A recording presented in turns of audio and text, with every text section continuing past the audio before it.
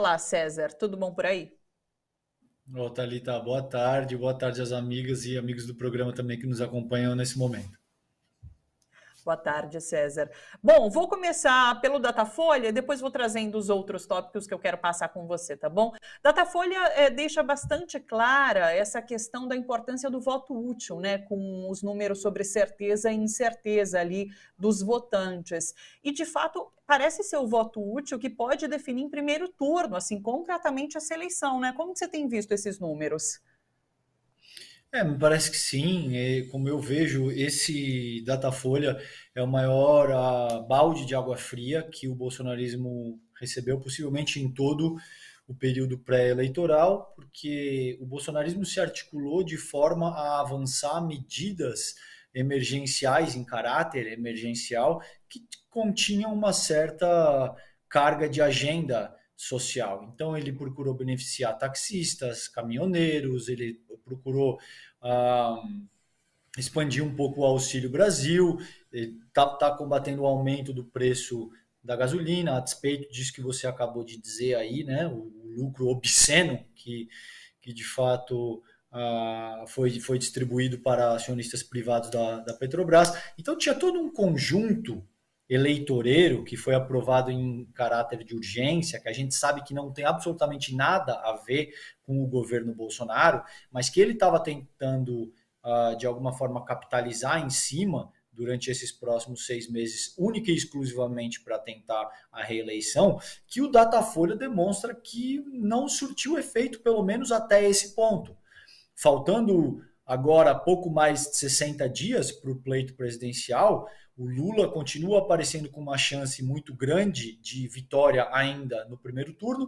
A gente já teve essa conversa aqui, eu já fiz artigos para outros veículos dando conta que essa expectativa de vitória no primeiro turno precisa ser exercida com muita parcimônia, porque senão a gente corre o risco de se desmobilizar, de ir para um segundo turno relativamente frustrados, acreditando que a contenda já deveria ter sido resolvida em primeiro turno. Então tem tudo isso que precisa ser colocado em perspectiva, mas esses números do Datafolha, sobretudo ao que remete à questão do voto útil, que é o que a tua pergunta ressalta, demonstram muito claramente que o Lula pode ser eleito ainda em primeiro turno e é um enorme banho de água fria na campanha bolsonarista, principalmente porque há quase 2 meses da eleição eles percebem que todas essas medidas eleitoreiras até agora não surtiram nenhum efeito. Então é uma posição extremamente delicada que o bolsonarismo se encontra nesse momento e de muitas maneiras, a cada novo Datafolha que sai,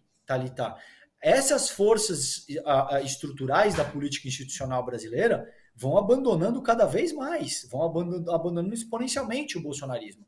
Então você vê a USP fazendo carta em defesa da democracia, você vê a FEComércio aderindo à carta que a Fiesp, pasmem, fez em defesa da democracia, você vê o Janones mandando mensagens públicas de adesão à campanha do Lula, enfim, tem uma série de coisas que vai ficando insustentável segurar o bolsonarismo. E isso, de muitas maneiras, é um golpe duríssimo para os intentos de reeleição do Jair Bolsonaro, sem dúvida.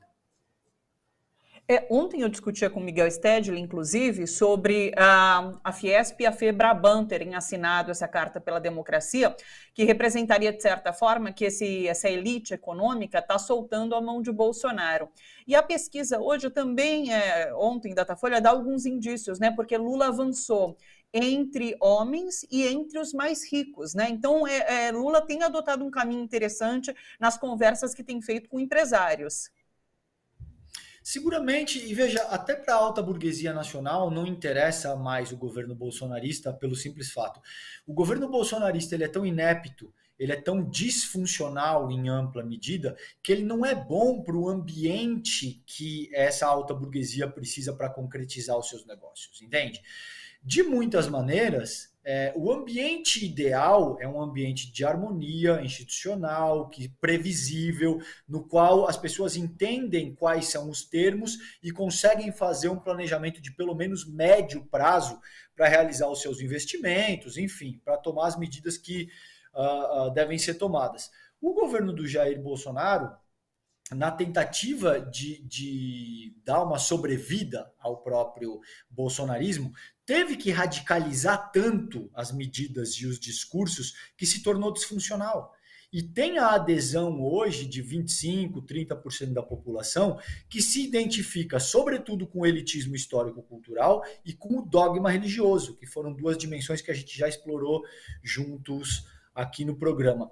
Então, de muitas maneiras, o empresariado, a alta burguesia nacional já percebeu que o governo Bolsonaro se tornou disfuncional, já percebeu que o governo Bolsonaro não tem o apoio do Império Americano, já percebeu que, de muitas maneiras, o que de alguma forma ainda sustenta o bolsonarismo de pé é a atuação do PGR e a atuação do presidente da Câmara dos Deputados. E essas duas figuras têm interesses muito específicos, muito peculiares para continuarem alinhadas ao próprio bolsonarismo. Enfim, isso é uma outra questão e não sei até que ponto eles também continuam apoiados ao bolsonarismo na medida em que eles perceberem que, bom, de fato, não tem mais nada a ser feito.